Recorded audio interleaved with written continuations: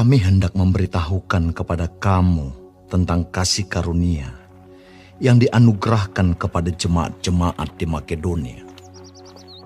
Selagi dicobai dengan berat dalam pelbagai penderitaan, sukacita mereka meluap, dan meskipun mereka sangat miskin, namun mereka kaya dalam kemurahan.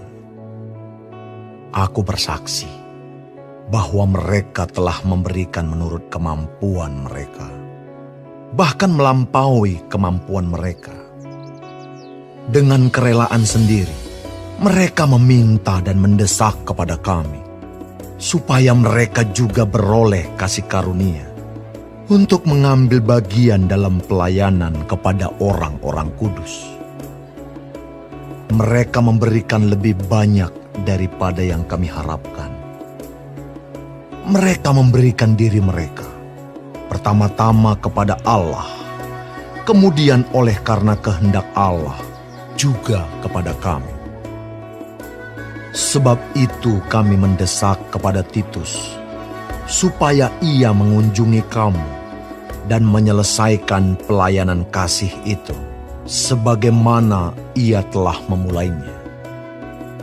Maka sekarang, sama seperti kamu kaya dalam segala sesuatu, dalam iman, dalam perkataan, dalam pengetahuan, dalam kesungguhan untuk membantu, dan dalam kasihmu terhadap kami, demikianlah juga hendaknya kamu kaya dalam pelayanan kasih ini. Aku mengatakan hal itu bukan sebagai perintah, melainkan dengan menunjukkan usaha orang-orang lain untuk membantu. Aku mau menguji keikhlasan kasih kamu.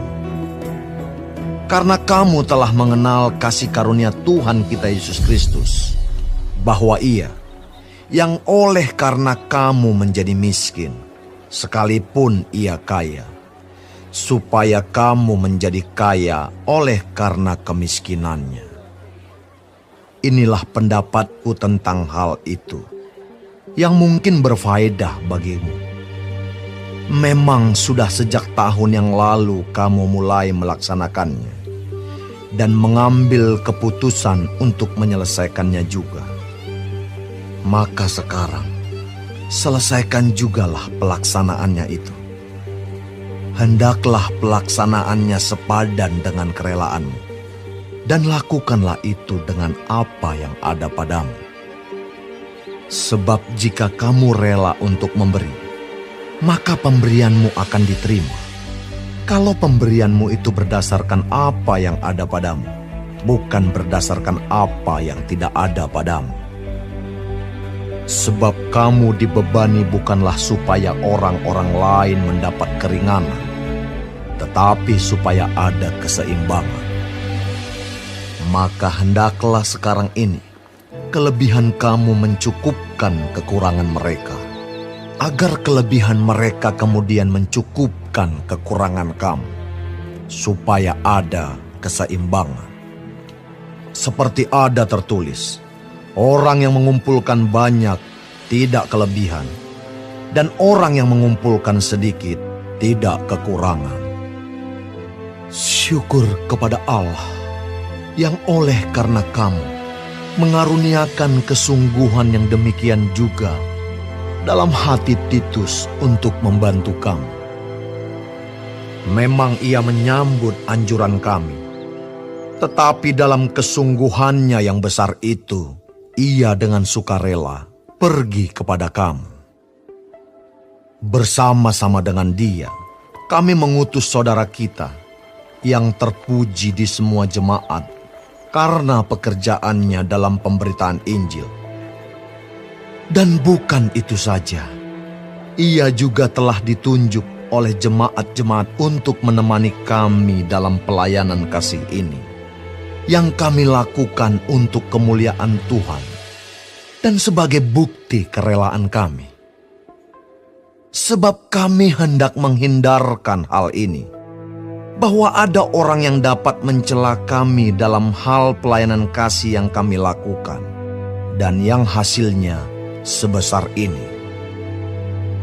Karena kami memikirkan yang baik, bukan hanya di hadapan Tuhan, tetapi juga di hadapan manusia. Bersama-sama dengan mereka, kami utus seorang lain lagi, yakni saudara kita, yang telah beberapa kali kami uji, dan ternyata selalu berusaha untuk membantu. Dan sekarang ia makin berusaha, karena besarnya kepercayaannya kepada kamu. Titus adalah temanku yang bekerja bersama-sama dengan aku untuk kamu. Saudara-saudara kami yang lain itu adalah utusan jemaat-jemaat dan suatu kemuliaan bagi Kristus. Karena itu, tunjukkanlah kepada mereka di hadapan jemaat-jemaat bukti kasih-Mu dan bukti kemegahan-Ku atas kamu.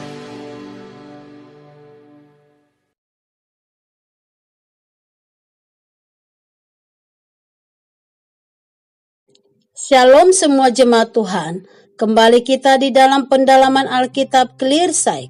Sekarang kita sudah memasuki kitab 2 Korintus 8. Tuhan Yesus memberkati. Di dalam ayat 1 sampai 15, pelayanan kasih. Di dalam nats ini, Paulus mendorong jemaat di Korintus untuk mendukung pelayanan jemaat di Yerusalem. Paulus mengingatkan jemaat di Korintus bahwa mereka adalah jemaat yang kaya dalam segala sesuatu, maka seharusnya juga kaya dalam berbagi kasih.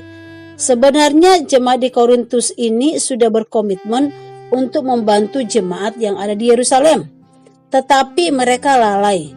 Maka dengan itu Paulus meminta mereka untuk melakukan pelayanan kasih. Pertama, harta milik kita adalah karunia Tuhan. Jika kita mampu memberi, itu adalah anugerah karena belum tentu semua orang bisa memberi. Yang kedua, memberi harus belajar dari apa yang Tuhan telah lakukan, yaitu Kristus yang kaya menjadi miskin agar kita yang miskin menjadi kaya.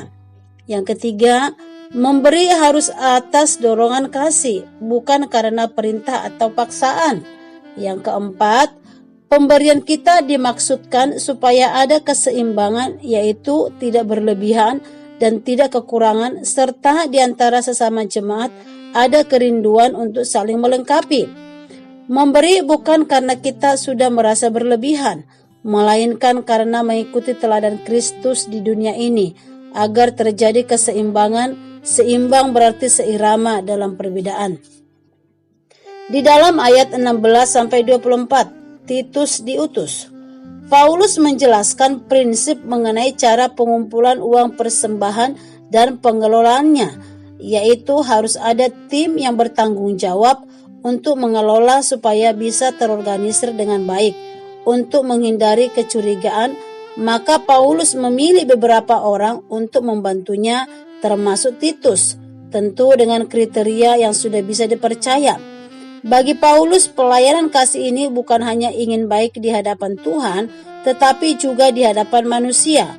Paulus sangat berhati-hati di dalam menjalankan proyek ini, mengelola keuangan pelayanan tersebut dengan baik dan penuh tanggung jawab. Ini jugalah yang perlu kita teladani dari Paulus, menggunakan tanggung jawab dengan jujur dan penuh bertanggung jawab, serta memilih orang yang bisa dipercaya supaya nama Tuhan dipermuliakan. Kiranya kita salah satu orang yang bisa dipercayai itu. Amin. Tuhan Yesus memberkati.